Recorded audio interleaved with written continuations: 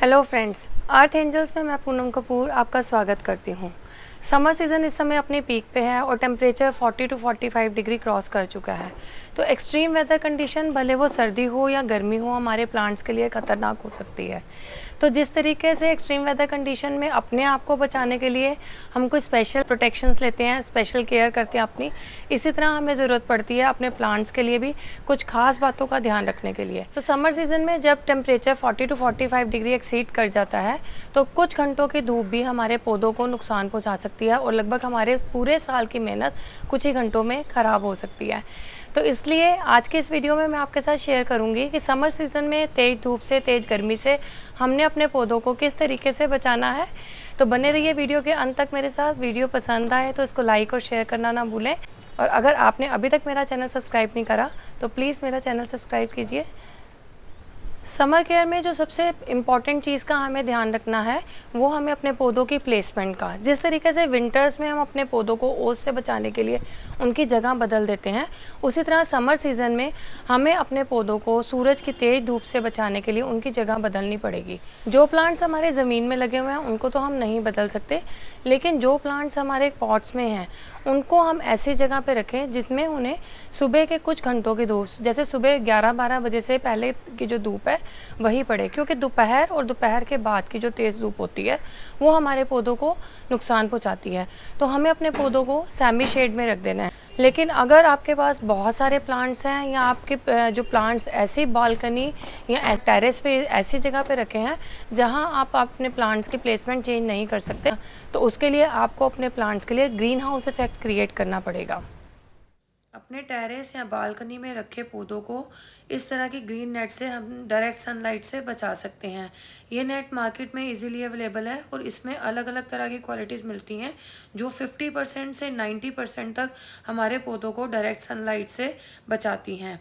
तो इस तरीके से हम पौधों को अपनी इस ग्रीन नेट से कवर करके डायरेक्ट सनलाइट से या गर्मी की तेज़ धूप से बचा सकते हैं। प्लेसमेंट के बाद सेकेंड इंपॉर्टेंट पॉइंट जो समर केयर में आता है वो है वाटरिंग। वाटरिंग का समर सीज़न में हमें बहुत ध्यान रखना है, क्योंकि जहाँ जरा सी वाटरिंग में चूक हुई नहीं वहाँ समझ लीजिए आपका पौधा गया। तो इसलिए आपको वाटरिंग का खास ध्यान रखना है, और ख़ासकर अगर आप ऐसे एरिया पे रहते हैं जहाँ बहुत तेज़ धूप पड़ती है, यहाँ आपके प्लांट्स टेरेस में हैं और बहुत वेल ड्रेन सॉइल है, तो आप दिन में 2 बार भी अपने प्लांट्स को पानी दे सकते हैं। तो हमें इस बात का ध्यान रखना है कि हमारे प्लांट्स की जो अपर लेयर बहुत ज़्यादा ड्राई ना हो, और जैसे ही ड्राई होती है हमने उसमें इमीडिएटली वाटरिंग कर देनी है। आप चाहें तो दिन में 1 या 2 बार भी पानी अपने प्लांट्स को दे सकते हैं अगर आपके प्लांट्स ओपन में हैं या डायरेक्ट सनलाइट में हैं।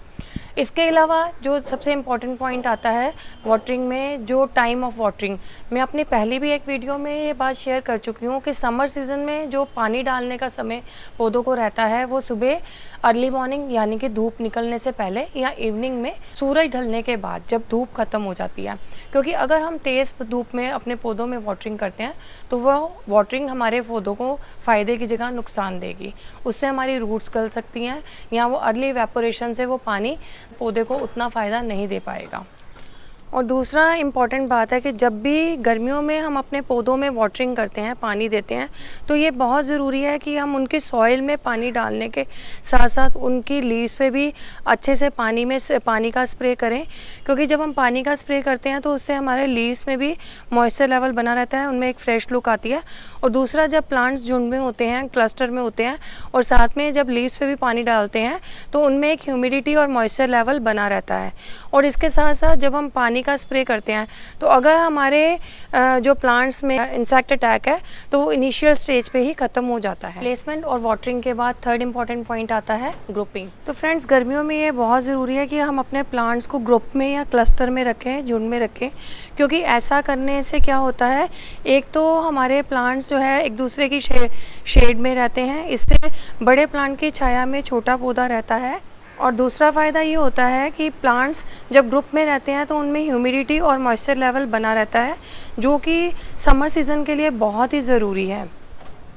इन पॉइंट्स के बाद फोर्थ इंपॉर्टेंट पॉइंट आता है मल्चिंग का। मल्चिंग का मतलब है कि जो हमारे प्लांट की जो सॉइल है उसकी अपर लेयर को हम डेड लीव्स से कवर कर दें। जब हम अपने प्लांट को डेड लीव्स के साथ कवर कर देते हैं तो उससे दो फ़ायदे होते हैं कि इतनी जल्दी जो हमारा जो प्लांट की सॉइल है वो ड्राई नहीं होती और उससे की वजह से हमारे प्लांट में मॉइस्चर लेवल बना रहता है।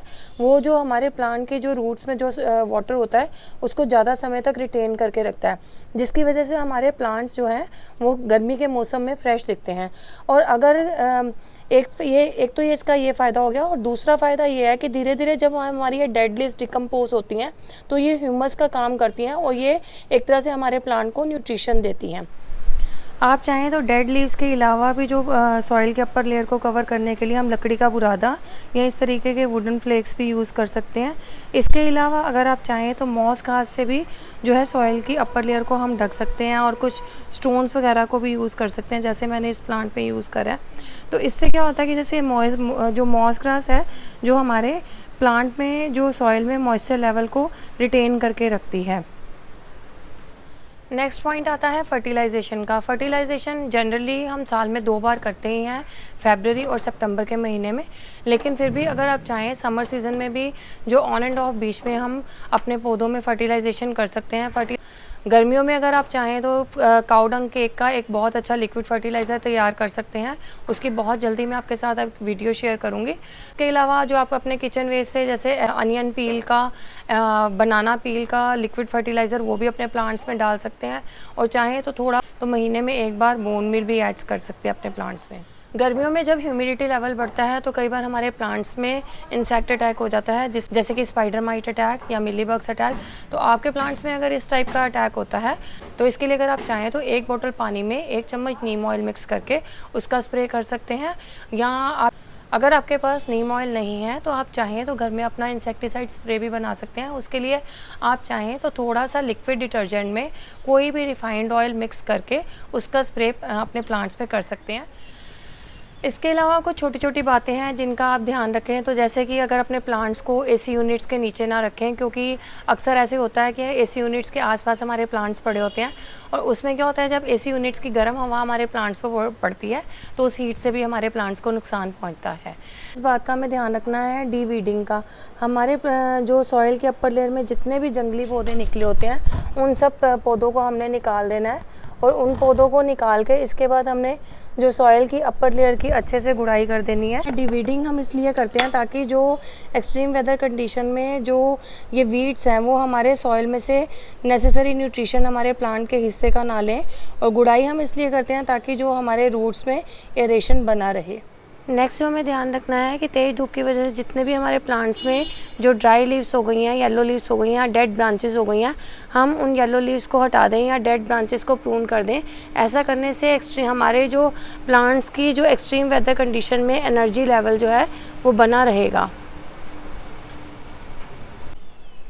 गर्मी के मौसम में हमें अपने प्लांट्स को झुंड या क्लस्टर में रखें, उसके बाद वह उनके पास कोई पानी की बाल्टी या कोई टब या किसी भी कंटेनर में थोड़ा पानी भर के रख दें, कि इसकी वजह से क्या होता है कि जब सनलाइट पड़ती है और पानी इवेपोरेट होता है तो हमारे प्लांट्स के आसपास मॉइस्चर लेवल बना रहता है। तो इस बात का ध्यान रखें, हमारे जितने भी क्रीपर प्लांट्स हैं उनको मॉस्टिक या मॉस बॉल की सपोर्ट दें, और समय समय पे अपनी मॉस्टिक और मॉस बॉल को गीला करते रहें, मॉइस्ट रखें, ताकि जो हमारे प्लांट्स में मॉइस्चर लेवल है वो बना रहे। फ्रेंड्स, यही कुछ छोटी छोटी बातें हैं जिनको अगर हम ध्यान रखेंगे तो हमारा ये गर्मी का मौसम बहुत अच्छे से निकल जाएगा, और बारिशों में तो हमारे पौधे हरे भरे हो ही जाते हैं। तो फ्रेंड्स, अभी के लिए इतना ही। Stay tune for my next video. Stay healthy, happy gardening.